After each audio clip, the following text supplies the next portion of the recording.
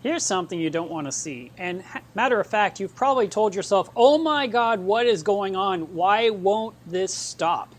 That's a completely normal reaction. I can totally understand why you would be freaking out. But there is a cure, and I'm going to explain how. A protein skimmer is a way to filter out the dissolved organic compounds, or DOCs, from your reef tank. And many of us have protein skimmers on our reef aquariums. Usually they run perfectly fine, and occasionally they go a little bit crazy and they overflow. But sometimes you add a chemical to the water and you just can't get that skimmer to behave. That's what I want to talk about today, because I want to show you basically the easiest solution.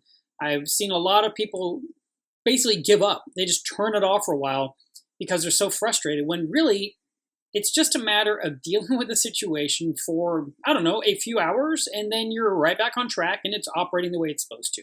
This is the normal look of my protein skimmer. The tubing runs to a waste collector.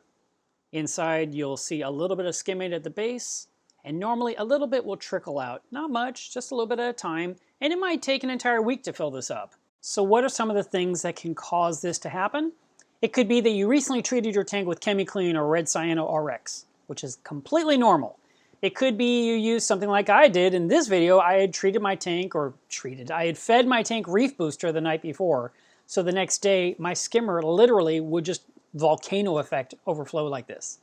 It could be even the introduction of new filter socks in your system. Sometimes it causes a skimmer to, let's call it, misbehave.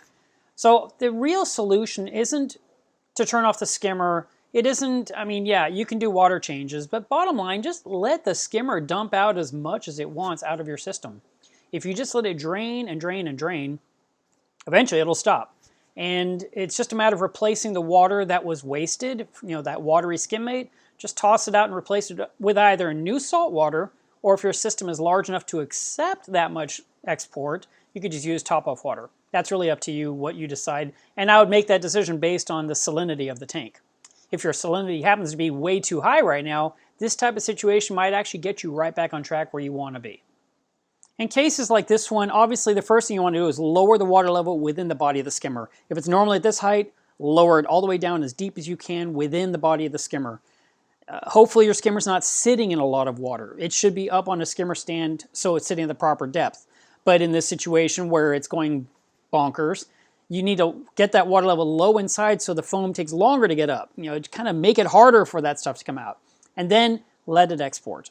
What I did in this video was I took the lid off my waste collector and I actually set it on top of the edge of a bucket. So that way, if the bucket were to completely fill to the top, it would make that float switch rise and turn off my skimmer. It actually didn't get to that point. It stopped before it hit that level. My system has a waste collector that my skimmer drains into. And when a float switch inside the waste collector rises because it's full, it turns off my skimmer to stop it from exporting any more liquid. Obviously at that point the skimmer's not doing me any good. The problem is not solved. I just kept the floor dry. If you don't even have a waste collector, your job is going to be to empty out that cup manually into a bucket repeatedly until you have basically pulled all of this stuff out of your system. That could take, basically emptying the cup every 5 minutes for about 2 hours or so, maybe even a little bit longer. So it's kind of a pain in the butt. You have to set a timer to remind yourself, go check, go check, go check. But you don't want the skimmer to be out of commission, so this is how you solve it. Let it export everything it wants to export until it settles down. I'd say that basically I lost about 7 gallons in skimmate because I emptied the waste collector twice, maybe 3 times, and finally I said, okay, let me just hook up a bucket because that saved me the extra trips to the fish room. And then I would just go walk over there and check on it from time to time, and it was just flowing out pretty rapidly. But then after those 7 gallons were exported from my system, and my tank is big. There's a total water volume of 450 gallons. But once it had completely settled down, then I was able to basically just let it simmer. It did its bubbling, and I think it was that night or even maybe the next day where I actually had to adjust the water level within the body of the skimmer to bring it up to its normal level, and it's been operating totally normal ever since. A little human interaction never hurts. Be sure you tell all your friends how to do this so they can solve their skimmer problems too.